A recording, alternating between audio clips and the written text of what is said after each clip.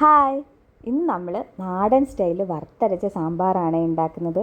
എനിക്ക് വറുത്തരച്ച സാമ്പാറാണ് കേട്ടോ കൂടുതലിഷ്ടം. അതിനാദ്യം തന്നെ തുവരപ്പരിപ്പ് ഒരു അരക്കപ്പ് ഒരു മണിക്കൂർ മുന്നേ കുതിർത്ത് വെച്ചിട്ടുണ്ടായിരുന്നു. അത് കുക്കറെടുത്ത് അതിലേക്ക് കഴുകി വെച്ച പരിപ്പ്, അതിൻ്റെ കൂടെ തന്നെ ഞാൻ പച്ചക്കറിയും ചേർക്കുന്നുണ്ട്. പരിപ്പിൻ്റെ കൂടെ ഒരു സവാള, പിന്നെ ഒരു പച്ചമുളക്, തക്കാളി, ഉരുളക്കിഴങ്ങ്, ക്യാരറ്റ്, മുരിങ്ങക്കായ്, ചെറിയ കഷ്ണം മത്തൻ, കുറച്ച് ചേന, ഒരു വാഴക്ക, പിന്നെ ചെറിയ കഷ്ണം ഇളവൻ, അത്രയും ഇട്ടുന്നുണ്ട്.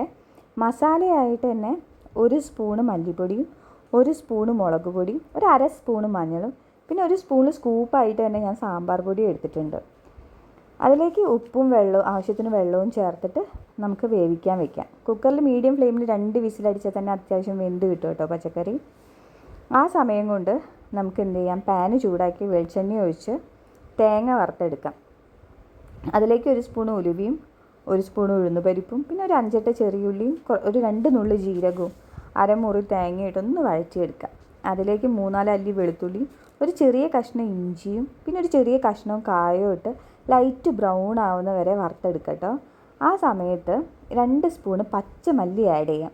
അതിൻ്റെ കൂടെ തന്നെ 4-5 വറ്റൽമുളകും ചേർക്കുന്നുണ്ട്. ഒന്ന് വറുത്തതിന് ശേഷം ഒരു തണ്ട് കറിവേപ്പിലയും ചേർക്കുന്നുണ്ട്.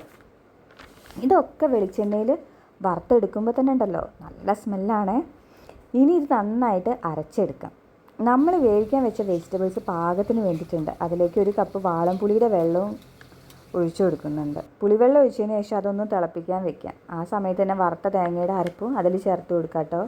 അത് തിളച്ച് വരുന്ന സമയം കൊണ്ട് സാമ്പാറിലേക്കുള്ള വറവ് തയ്യാറാക്കാം. അതിനായിട്ട് ഒരു പാനിൽ വെളിച്ചെണ്ണയും ഒഴിച്ച് കടുകും ഉലുവയും വറ്റൽമുളകും ഇട്ട് വഴറ്റണേ. അതിലേക്ക് ഒരു സ്പൂൺ സാമ്പാർ പൊടിയും ഞാൻ ചേർക്കുന്നുണ്ട്. പിന്നെ ഒരു 5-6 വെണ്ടയ്ക്ക മുറിച്ച് കഷ്ണങ്ങളാക്കി അതും ഒന്ന് മൂപ്പിച്ചെടുക്കുന്നുണ്ട് കേട്ടോ. വെണ്ടയ്ക്ക ഇല്ലാതെ എന്ത് സാമ്പാറല്ലേ.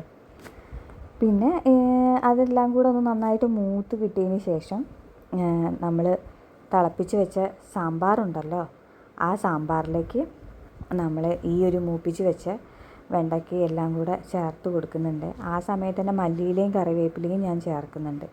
ഇതെല്ലാം കൂടെ ഇട്ട് തിളപ്പിച്ചെടുത്താൽ നല്ല അടിപൊളി വറുത്തരച്ച സാമ്പാർ തയ്യാർ. നല്ല ടേസ്റ്റാണ് കേട്ടോ. നിങ്ങളെല്ലാവരും ഒന്ന് ട്രൈ ചെയ്ത് നോക്കൂ. നല്ല അടിപൊളി സാമ്പാറാണ്. എന്നാൽ ബൈ.